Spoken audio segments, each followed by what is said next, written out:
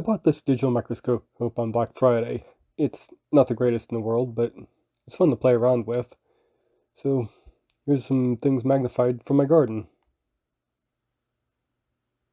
Since I just did a video on it, here's a magnified seed from Biden's alba.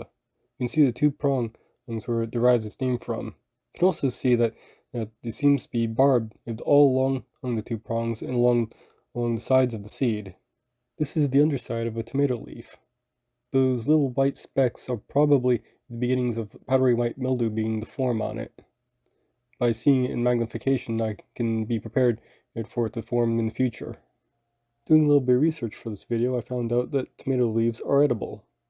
People mix them into pesto, make pasta out of them, and you can even make a tea out of them. This is a flower of a tomato plant, and you can see a better view of it in this shot here. These are two mint leaves from the top. The left is a peppermint, and the right is a spearmint. And here we can see the underside of the two leaves. Under magnification, you can better tell the difference between them. This is a broccoli flower. You can see the anther part of the stamen. You can also see water droplets on the petals, since I picked this just after it rained.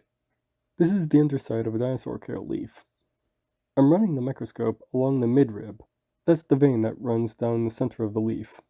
This variety of kale is from Tuscany and dates back to the 1700s. For those of you in colder climates, this variety has been known to be able to be harvested even after being under a foot of snow. Dinosaur kale is popular in Italian cuisine. I personally prefer black magic kale. It has a milder flavor and is more heat tolerant, allowing it to retain its flavor profile better. This cute little eldritch horror is a dragonfly nymph. Primarily, the adults eat mosquitoes, and will eat 10 to 15% of their body weight in insects a day. They'll also eat pretty much any flying insects they can catch, so they're good for controlling pest insects in your garden as well. The nymphs can also help control mosquito populations by eating the larvae in the water. Here we have a soil sample from one of my raised beds. Those lighter specks are probably bits of sand and mix in with the organic matter.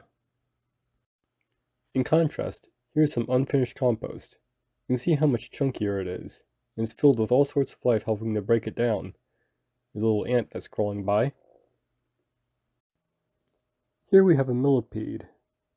They're pretty beneficial to your garden as they help break down organic matter, and their casting seems to be high in active fungi.